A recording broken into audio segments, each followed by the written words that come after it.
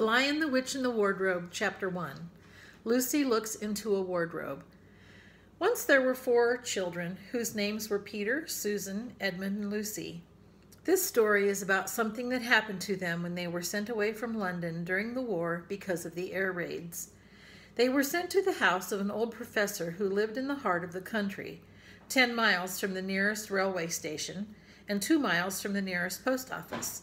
He had no wife, and he lived in a very large house with a housekeeper called Mrs. McReady and three servants. Their names were Ivy, Margaret, and Betty, but they do not come into the story much. He himself was a very old man with shaggy white hair, which grew over most of his face as well as on his head, and they liked him almost at once. But on the very first evening when he came out to meet them at the front door, he was so odd-looking that Lucy, who was the youngest, was a little afraid of him, and Edmund, who was the next youngest, wanted to laugh and had to keep on pretending he was blowing his nose to hide it. As soon as they had said goodnight to the professor and gone upstairs on the first night, the boys came into the girls' room and they all talked it over. "We've fallen on our feet, and no mistake," said Peter. "This is going to be perfectly splendid. That old chap will let us do anything we like." "I think he's an old dear," said Susan. "Oh, come off it," said Edmund, who was tired and pretending not to be tired, which always made him bad-tempered. "Don't go on talking like that." "Like what?" said Susan. "And anyway, it's time you were in bed." "Trying to talk like mother," said Edmund.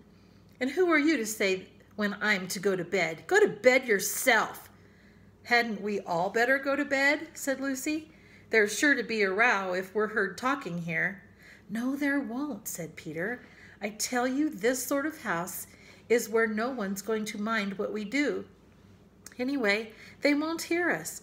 It's about 10 minutes' walk from here down to that dining room, and any amount of stairs and passages in between." "What's that noise?" said Lucy suddenly.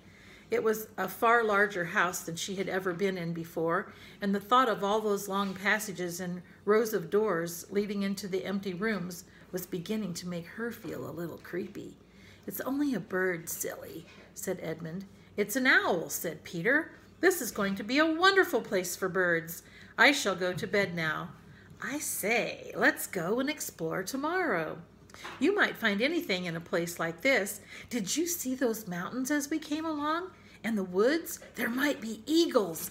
There might be stags. There'll be hawks. Badgers," said Lucy. "Foxes," said Edmund. "Rabbits," said Susan.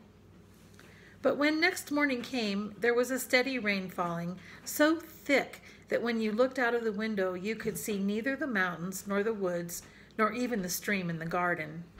"Of course it would be raining," said Edmund. They had just finished their breakfast with the professor and were upstairs in the room he had set apart for them, a long, low room with 2 windows looking out in one direction and 2 in another. "Do stop grumbling, Ed," said Susan. 10 to 1 it'll clear up in an hour or so. And in the meantime, we're pretty well off. There's a wireless and lots of books." "Not for me," said Peter. "I'm going to explore in the house." Everyone agreed to this, and that was how the adventures began. It was the sort of house that you never seem to come to the end of, and it was full of unexpected places. The first few doors they tried led only into spare bedrooms, as everyone had expected that they would. But soon they came to a very long room full of pictures, and there they found a suit of armor. And after that was a room all hung with green, with a harp in one corner. And then came 3 steps down and 5 steps up, and then a kind of little upstairs hall, and a door that led out onto a balcony. And then a whole series of rooms that led into each other and were lined with books, most of them very old books, and some bigger than a Bible in the church. And shortly after that, they looked into a room that was quite empty except for one big wardrobe, the sort that has a looking glass in the door. There was nothing else in the room at all except a dead blue bottle on the windowsill. And here's the wardrobe right here.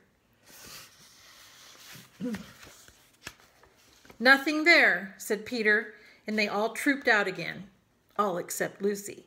She stayed behind because she thought it would be worthwhile trying the door of the wardrobe, even though she felt almost sure that it would be locked.